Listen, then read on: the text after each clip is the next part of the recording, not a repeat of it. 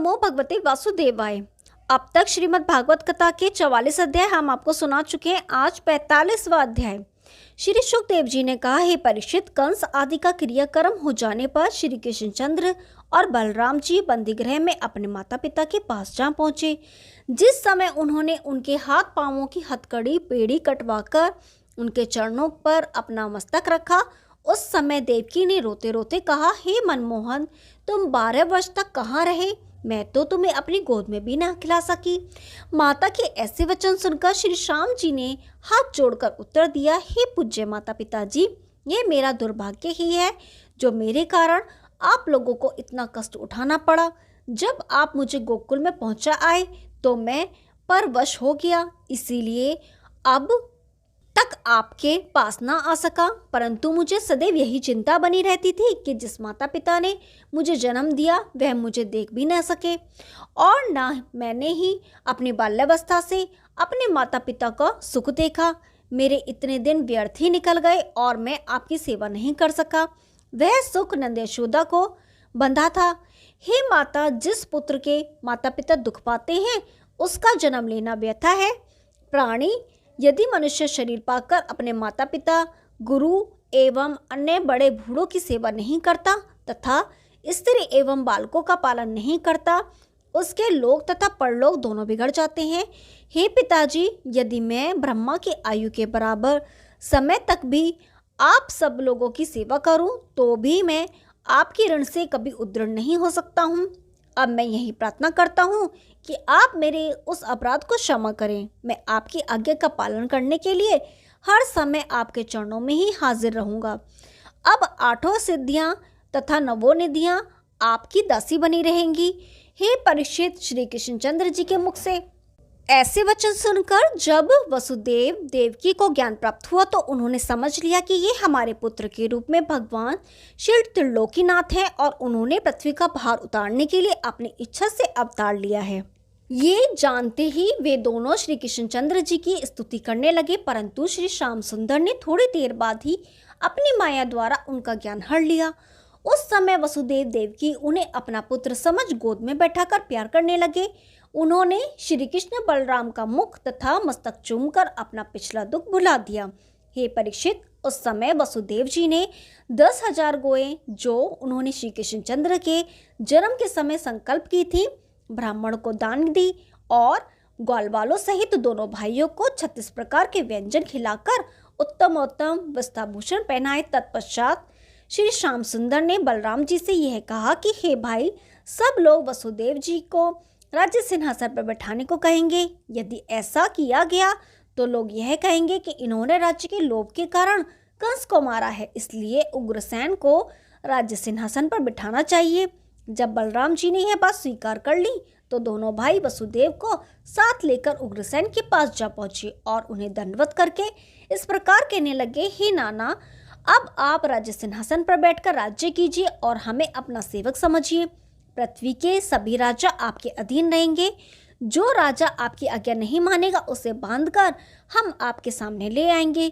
श्री कृष्णचंद्र जी के ऐसे वचन सुनकर उग्रसेन ने हाथ जोड़कर कहा कि हे श्री श्याम सुंदर, यह तुमने बहुत अच्छा किया जो यदुवंशियों का प्राण संकट दूर कर दिया। जिस प्रकार तुमने दैत्यों, राक्षसों तथा अधर्मी लोगों को मारकर हरि भक्तों को सुख दिया है, अब उसी प्रकार तुम ही राज्य सिंहासन पर बैठकर प्रजा का पालन भी करो। श्री कृष्णचंद्र जी ने कहा, हे नाना जी, आप ये जानते हैं राजा ययाति के शाप के कारण उनके पुत्र यदु के वंशज मथुरा के प्रधान राजगद्दी के अधिकार से वंचित हैं। हम लोग पितामह ययाति के राज्य सिंहासन के अधिकारी नहीं हैं, इसलिए आप ही सिंहासन पर बैठकर प्रजा को सुख प्रदान कीजिए। और जो यदुवंशी कंस के भय के कारण अपनी जन्म भूमि मथुरा को छोड़कर अन्यत्र जा बसे हैं, उन्हें यहाँ बुलाकर फिर से बसाइए। हे परीक्षित, जब उग्रसेन ने श्री कृष्णचंद्र जी की बात मान ली तब उन्होंने उग्रसेन को विधि पूर्वक सिंहासन पर बिठाकर तिलक कराया।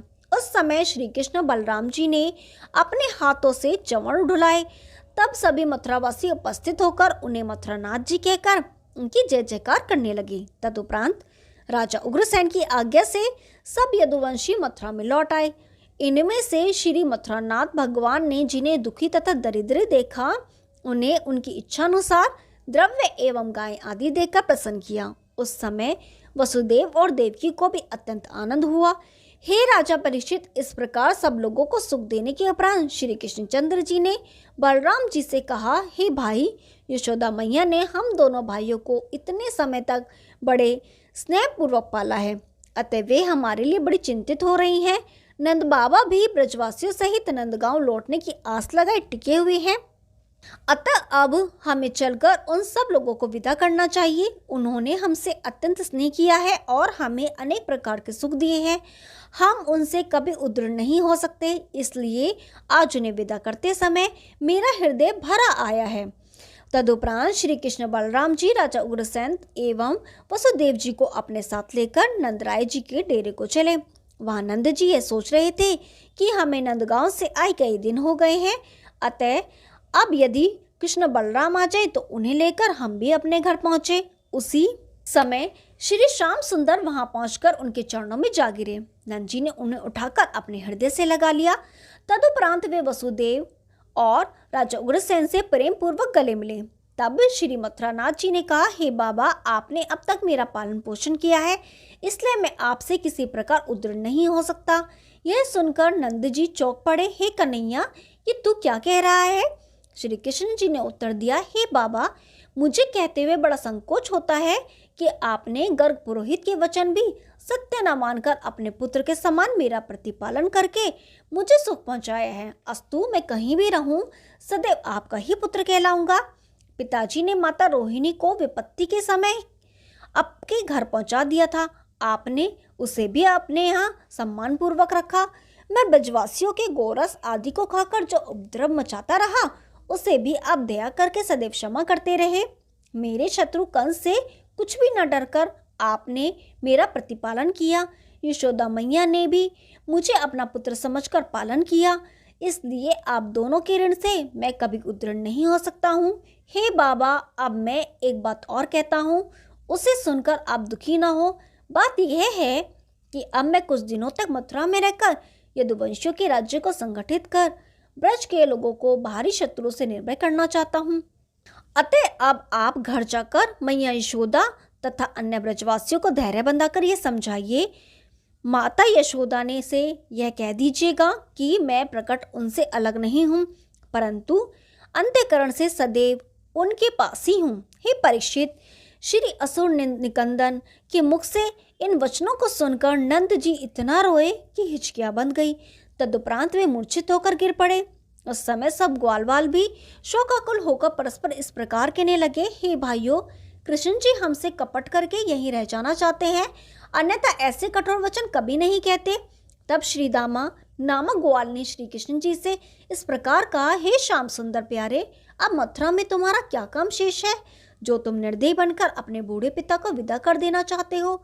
तुमने कंस को मारा, यह तो ठीक रहा, परंतु अब तुम्हें नंदगांव चलकर वहां राज्य करना चाहिए। तुम्हें मथुरा की राजधानी का वैभव देखकर लोभ करना उचित नहीं है। हमारे देहात के समान सुख तुम्हें कहीं प्राप्त नहीं होगा। यदि तुम यहीं रह जाओगे तो राधा आदि गोपियां जो केवल तुम्हारे ही चंद्रमुख को देखकर जीवित रहती हैं तथा ग्वालवाल जो तुम्हारे साथ गोए चराते हुए अपना जीवन सफल बनाते हैं, कैसे जीवित रहेंगे? हे नंदलाल, यहाँ रहकर तो तुम्हें राजा उग्रसेन की सेवा चाकरी बजानी पड़ेगी, परंतु वन में तुम्हें ही राजा और देवता बनकर रहोगे। ग्वालों ने अनेक बातें कही, परंतु जब श्री श्याम सुंदर ने उन्हें नहीं माना, तब कुछ ग्वालवाल श्री मुरली मनोहर के साथ मथुरा में हो रहने का विचार कर नंद जी से इस प्रकार कहने लगे कि हे बाबा, आप निश्चिंत होकर घर जाइए, हम लोग तो इन्हें साथ लेकर ही नंदगांव आएंगे। यह सुनकर नंदराय जी चित्रवत मोड़ खड़े रहे, टकटकी बांधकर श्री कृष्ण का मुंह देखते रहे। उनको ऐसी दशा देखकर बलराम जी ने उनको धीरज दिलाते हुए कहा कि हे बाबा, आप इतने व्याकुल क्यों हो रहे हो? हम लोग कुछ दिन यहाँ काम करने के उपरांत पुनः वृंदावन लौट आएंगे। आपके घर का समान सुख कहीं अन्यत्र मिलना असंभव है।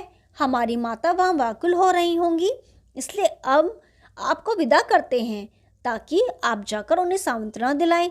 यह सुनकर नंद जी अत्यंत व्याकुल होकर कहने लगे, हे पुत्रों, एक बार तुम दोनों भाइयों चलकर अपनी माता को धीरज दिला आओ, उसके बाद फिर यहाँ लौट आना। मैं अकेला नंदग्राम नहीं जा सकता। तुम्हारी माता माखन रोटी लिए बैठी हुई बाट देख रही होगी। 12 वर्ष तक पालन पोषण करके तुम्हें बड़ा किया, अब तुम वसुदेव के पुत्र बनकर गर्ग जी के वचनों को सत्य कर रहे हो। हे कन्हैया, हमारे ऊपर जब कष्ट आते थे तब तब तुम ही हमारी रक्षा करते थे। यदि तुम्हें हम लोगों को अपने विरह में ही मारना था तो हमारे ऊपर उस दिन गोवर्धन पर्वत को ही क्यों नहीं गिरा दिया था। हम सब लोग मर जाते तो आज ये दिन न देखना पड़ता। हे परीक्षित, इस प्रकार कहकर नंद जी और अन्य ब्रजवासी बहुत रोने लगे तथा व्याकुल होने लगे। उस समय श्री श्याम सुंदर जी ने यह विचार कर कि ये लोग मेरे वियोग में अपने प्राण दे देंगे, अपनी माया को उनके ऊपर फैला दिया। फिर इस प्रकार कहा, हे बाबा, इतना चिंतित होने की क्या आवश्यकता है। मैं तुमसे केवल 20 कोस की दूरी पर ही तो हूँ। मैं तुम्हें विदा केवल इसलिए कर रहा हूँ ताकि तुम वहां जाकर यशोदा मैया और अन्य स्त्री पुरुषों को धैर्य बंधा सको। श्री श्याम सुंदर के ऐसे वचन सुनकर माया में मोहित श्री नंदराय जी ने अपने हृदय में धैर्य धारण करके कहा, हे चक्रधर, यदि तुम मथुरा में ही रहना चाहते हो तो फिर मेरा क्या बस चल सकता है। मैं तुम्हारी आज्ञा से ब्रज को लौटा जाता हूँ, परंतु हम ब्रजवासियों को भूल मत जाना। वसुदेव जी ने नंदराय जी से कहा, हे नंदराय, आपने मेरे ऊपर जो उपकार किया है उससे कभी उद्दंड नहीं हो सकता हूँ। आप इन दोनों बालकों को अपने ही जानकर यहाँ अथवा वहाँ रहने के कारण कुछ भेद मत मानिए। यह घर भी तो आपका ही है। हे परीक्षित, वसुदेव जी के ऐसे वचन सुनकर नंद जी ने श्री श्याम सुंदर को दंडवत किया। तदुपरांत 5-7 गोप ग्वालों को वहीं छोड़कर आप सब लोगों के सहित रोते बिलखते हुए नंदगांव को चल दिए। चलते हुए सब लोग लौट लौट कर मथुरा की ओर देखते जाते थे। नंद जी को विदा करने के बाद जब श्री कृष्णचंद्र जी और बलराम जी वसुदेव तथा राजा उग्रसेन के साथ राजभवन में पहुंचे तो वहां सब लोग ब्रजवासियों के स्नेह की प्रशंसा करने लगे। उधर नंदराय जी मार्ग में श्री श्याम सुंदर की याद करके यह कहते जाते थे कि हम लोगों से बड़ी भूल हुई जो हमने परम प्रभु से अपनी गोएं चरवाई, परंतु हे भाइयों, इतने पर भी श्री कृष्णचंद्र जी ने अपनी प्रभुता नहीं त्यागी। उन्होंने गोवर्धन पर्वत उठाकर ब्रजवासियों की रक्षा की और मुझे लेने के लिए गरुड़ लोक में भी जा पहुंचे। हे परीक्षित, इस प्रकार जब वे नंदगांव के समीप पहुंचे तो श्री श्याम सुंदर की याद करके मूर्छित हो पृथ्वी पर गिर पड़े। 8 पहर श्री श्याम सुंदर की प्रतीक्षा में मथुरा के मार्ग की ओर टकटकी लगाकर देखती रहने वाले यशोदा जी ने जब गोग्वालों को आते देखा तो वे उनकी ओर इस प्रकार दौड़ी जिस प्रकार बछड़े को देखकर गौ दौड़ती है। परंतु जब वे नंदराय जी के पास पहुंची और श्री कृष्ण बलराम को आते नहीं देखा तो घबराकर इस प्रकार पूछने लगी, अरे तुम मेरे कृष्ण बलदाव को कहाँ कराए? उनके बदले में ये वस्त्राभूषण कहाँ से लाए हो? तुम मेरे अनमोल रत्नों को खोकर इन कांचों को क्यों उठा लाए हो? कहो, वे कुशल से तो हैं जिनके एक क्षण के वियोग से हमारी छाती फट जाती थी, उनके बिना अब हमारा जीवन कैसे कटेगा? तुम मेरे मना करने पर भी उन्हें जबरदस्ती मथुरा लिवा लाए थे, हम किस प्रकार जीवित रहेंगी? यशोदा जी के ऐसे वचन सुनकर नंद जी आंखें नीचे किए रोते हुए बोले, हे प्रिय, तो सत्य कहती है, ये आभूषण आदि श्री श्याम सुंदर ने ही दिए हैं, परंतु मुझे यह पता नहीं कि इन्हें लिया किसने है। मैं तुझसे श्री श्याम सुंदर की कठोरता क्या कहूँ। उसकी बातें सुनकर तुझे भी बहुत दुख होगा। जिस समय वे कंस को मारकर मेरे पास आए और अपने को वसुदेव का पुत्र बतलाने लगे तब मैं रोने लगा। उस समय उसने मुझे धैर्य बंधाकर विदा कर दिया। मायावश में उन्हें पुत्र मानकर प्रीति करता रहा। अरे पगली, वे तो वसुदेव के पुत्र थे, वे हमारे पुत्र होते तो यहाँ रहते। जब यशोदा ने यह सुना तो वह और भी अधिक रोने लगी और इस प्रकार बोली, हे गोपेश, तुम्हें बुद्धि न आई? उनके मुख से औंधी बात सुनकर चुपचाप लौट आए। वसुदेव से तो तुम्हारी मित्रता है, हाय उनने हमारा सर्वस्व लूट लिया। श्री कृष्ण के जाते समय तुम्हारा हृदय क्यों नहीं फट गया? तुम मेरे प्राणाधार को वहां चुपचाप क्यों छोड़ आए? मैं तुम्हारे साथ न जाकर यहाँ बैठी रही, यह बुरा हुआ। यदि मैं भी तुम्हारे साथ गई होती तो उन्हें इस तरह छोड़कर कभी ना आती। उन्होंने मेरे लिए क्या संदेश भेजा है, यह तो बताओ। यशोदा जी के ऐसे वचन सुनकर नंदराय जी ने कहा, हे प्रिय, श्री कृष्णचंद्र जी ने तुम्हें प्रणाम करने के उपरांत यह कहा कि कुछ ब्रज का और देवताओं का कार्य करने के उपरांत आपके पास फिर लौट आऊंगा, आप चिंता ना करें। और बलदाऊ ने भी यही कहा कि यशोदा मैया चिंता ना करें, कुछ दिनों बाद हम फिर नंदगांव में आ पहुंचेंगे। श्री श्याम और बलराम जी के इस संदेश को सुनकर यशोदा जी चिंता में डूब गईं। तदुपरांत सभी वनवासी रोते रोते अपने घर को गए। श्याम सुंदर के बिना सब लोगों को ब्रज का वन प्रदेश उजाड़ सा लगता था। श्री मुरली मनोहर के वियोग में वहां के सभी पशु पक्षी, ग्वाल बाल एवं गौ बछड़े आदि मुरझा गए। नंद यशोदा कभी तो उन्हें अपना पुत्र मानकर रोते थे और कभी ईश्वर जानकर ध्यान धरते थे। हे परीक्षित, जो ग्वाल बाल मथुरा में रह रहे थे, उन्हें भी कुछ दिनों के पश्चात श्री श्याम सुंदर ने वस्त्राभूषण देकर विदा कर दिया। तब उन्होंने ब्रज में आकर श्री नंदन के सब चरित्र ब्रजवासियों को सुनाए। उन्हें सुनकर सब गोपियों ने अपने मन में यह विश्वास कर लिया कि श्री श्याम सुंदर लौटकर वृंदावन नहीं आएंगे। वे एक दूसरे से इस प्रकार कहने लगी, हे सखी, देखो, इस मनमोहन ने ऊंच नीच का कुछ विचार किए बिना कुब्जा की सुंदरता देख उसे अपनी प्राण प्यारी बना लिया। यह सुनकर दूसरी सखी बोली, हे आली, कुब्जा ने श्री रसिक बिहारी को वश में कर लिया है, अब वह उन्हें यहाँ नहीं आने देगी। तब तीसरी बोली, हे प्यारी, अक्रूर ने यहाँ आकर श्याम सुंदर से उस कुबड़ी का संदेश कहा था, अतः वे मथुरा चले गए। यह सुनकर एक अन्य सखी ने पूछा, क्या तूने कुब्जा को कभी देखा है? वह बोली, हाँ, एक दिन मैं मथुरा में दही बेचने के लिए गई थी, तब उसे देखा था। उस समय वह बड़ी घिनौनी कुबड़ी लगती थी, लोग उसे देख देख कर हंसा करते थे, परंतु अब तो चिच्चोर प्यारे ने सब लाज धर्म को त्याग कर उसको अपनी पटरानी बना लिया है। एक ने कहा, हे सखी, क्या तुमने यह बात नहीं सुनी कि इस कुबड़ी ने अपने कुबड़ में अपने रूप को इस प्रकार छिपा रखा था जिस प्रकार सीप के अंदर मोती छिपा होता है। उसी रूप के कारण कन्हैया जी ने हम ब्रजबालाओं को बुला दिया। यह सुनकर तीसरी गोपी बोली, क्या कन्हैया जी वे दिन भूल गए जब वे कंस के डर से यहाँ आकर छिपे थे और हमारा माखन चुरा कर खाते थे? तब चौथी गोपी ने कहा, हे सखी, जिस प्रकार कोयल के अंडे को कौआ सेता है, लेकिन उसमें से बच्चा उत्पन्न होते ही अपनी जाति भाइयों में मिल जाता है, उसी प्रकार कन्हैया जी भी नंद यशोदा तथा हम सबको चकमा देकर वसुदेव देवकी के पास चले गए हैं। पांचवी बोली, हे सखी, अब तो वे राज सिंहासन के समीप बैठते हैं, इसलिए उन्हें ब्रज वासियों और छाछ मेहरी का नाम लेने में भी लज्जा आने लगी होगी।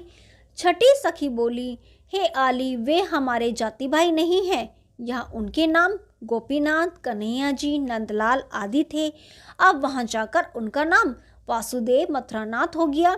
हाँ, उन्होंने कुछ दिन ब्रजवासियों से प्रीति करके उन्हें आग पानी से अवश्य बचा दिया था। सातवीं गोपी कहने लगी, क्या ही उचित होता यदि कोई मनुष्य मथुरा में जाकर उनसे यह कहता कि सब ब्रजबालाएं तुम्हारे विरह में प्राणों को त्याग रही हैं, सो तुम वृंदावन को लौट चलो।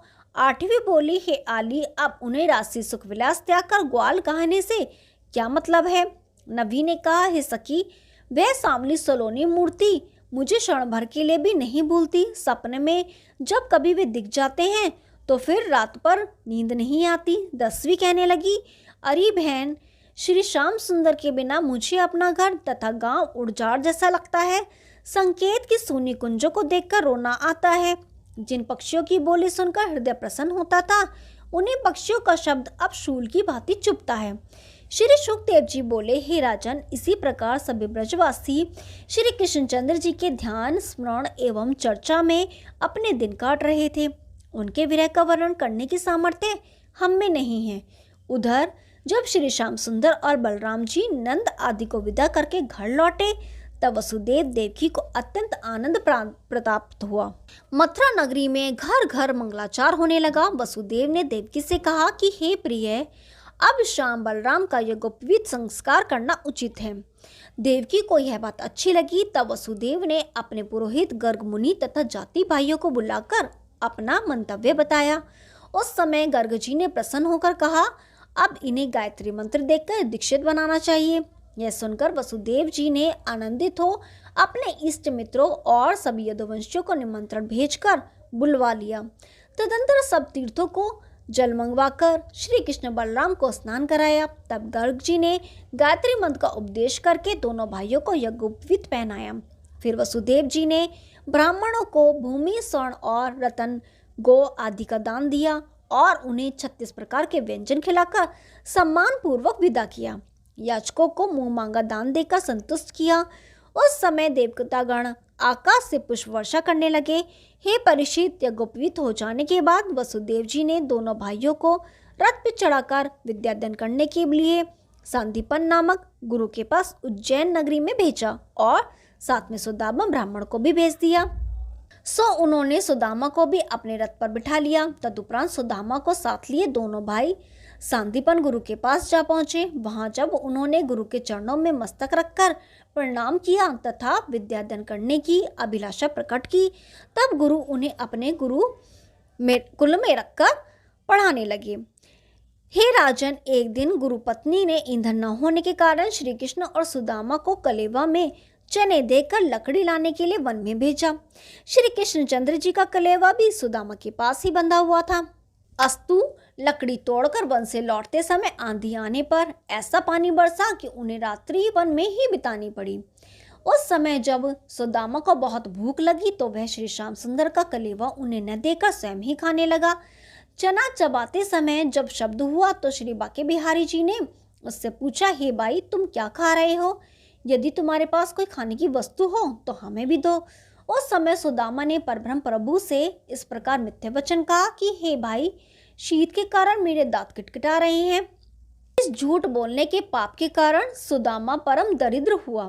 तदुपरांत श्याम तथा बलराम जी ने अपनी सेवा द्वारा गुरु को ऐसा प्रसन्न किया कि वे 64 दिन में ही चारों वेद, 6 शास्त्र, 18 पुराण, राजनीति शास्त्र एवं धनुर्वेद आदि सब विद्याओं को पढ़कर पंडित हो गए। उस समय गुरु ने आश्चर्यचकित होकर अपने मन में यह विचार किया कि कोई पूरे 1 वर्ष में भी एक विद्या नहीं पढ़ सकता, परंतु ये दोनों बालक केवल 64 दिन में ही सब कुछ पढ़ गए। इससे प्रतीत होता है ये कोई अवतारी हैं। श्री सुखदेव जी बोले, हे परीक्षित, जिन पर ब्रह्म प्रभु के श्वास के से चारों वेद प्रकट हुए हैं, उन्होंने गुरु के घर में रहकर विद्याएं पढ़ी। यह उनकी माया है।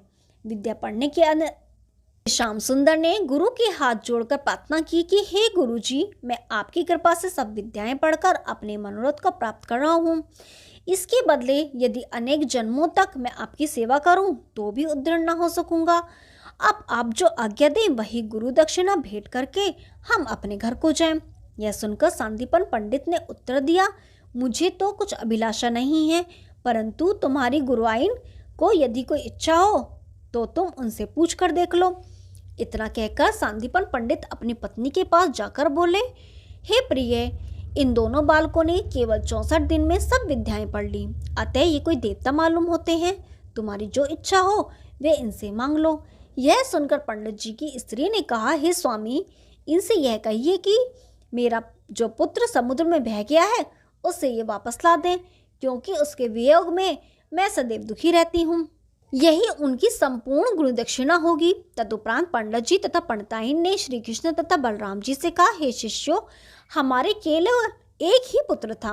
उसे साथ लेकर जब हम एक पर्व के समय द्वारिका में स्नान करने गए तो वह बालक समुद्र में बह गया।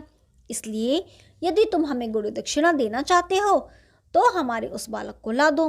गुरु के मुख से ऐसे वचन सुनकर दोनों भाई उसी समय रथ पर चढ़कर समुद्र के किनारे जा पहुंचे। उस समय समुद्र मनुष्य का रूप धरकर हाथ जोड़े उनके पास आ पहुंचा और रतन आदि भेंट देकर कहने लगा, हे महाप्रभु, आप साक्षात परब्रह्म और तीनों लोकों को उत्पन्न करने वाले हैं। आपके चरणों की धोवन गंगा जी तीनों लोकों को कृतार्थ करने वाली है। आप पृथ्वी का भार उतारने तथा हरिभक्तों को सुख देने के लिए ही अवतार ग्रहण करते हैं। आप संपूर्ण गुण तथा विद्याओं के भंडार हैं। हे स्वामी, शेष जी अपनी 2000 जीवाओं से आपकी निरंतर स्तुति करते हैं। आपकी महिमा के भेद को ऋषि मुनि, ज्ञानी और वेद भी नहीं जान सके हैं। तब मेरी क्या सामर्थ्य है जो मैं आपकी स्तुति कर सकूं? हे नाथ, मेरे धन्य भाग हैं जो आज आपने दया करके मुझे अपना दर्शन देकर कृतार्थ कर दिया है। हे राजन, समुद्र के मुख से ऐसी स्तुति सुनकर श्री मुरली मनोहर ने प्रसन्न होकर कहा, हे समुद्र, यहाँ हमारे गुरु सानिध्यपन का एक दिन अपने परिवार सहित स्नान करने के लिए आए थे। उस समय तू उसके पुत्र को बहा ले गया था, सो उसे शीघ्र ला कर दे। यह सुनकर समुद्र ने हाथ जोड़कर कहा, हे भगवान, वह बालक मेरे पास नहीं है। हाँ, एक पांचजन्य नामक बलवान असुर शंख रूप से मेरे जल में रहकर सभी जलचरों को बहुत कष्ट देता रहता है। शायद वह उस बालक को ले गया होगा। यह सुनकर श्री कृष्ण और बलराम जी पानी में शंखासुर के पास जा पहुंचे, परंतु उस दैत्य को मारने के बाद भी जब बालक का कोई पता ना लगा तो श्री कृष्ण जी पछताने लगे। उसका शरीर पांचजन्य नामक शंख प्रसिद्ध हुआ। उसे श्री कृष्णचंद्र जी ने लिया। तदुपरांत उन्होंने यमपुरी के द्वार पर पहुंचकर उस शंख को बजाया, जिसे सुनकर सभी नरकवासी नरक से निकलकर दर्शनों को आ गए। यह देखकर यमराज दौड़े हुए बाहर आए और श्री कृष्णचंद्र जी के चरणों में गिरकर दोनों भाइयों को बड़े प्रेम सम्मान सहित अपने घर ले गए और हाथ जोड़कर इस प्रकार स्तुति करने लगे, हे प्रभु, आप पूर्ण ब्रह्म हैं। आप अपने भक्तों की सभी मनोकामनाएं पूर्ण करते हैं।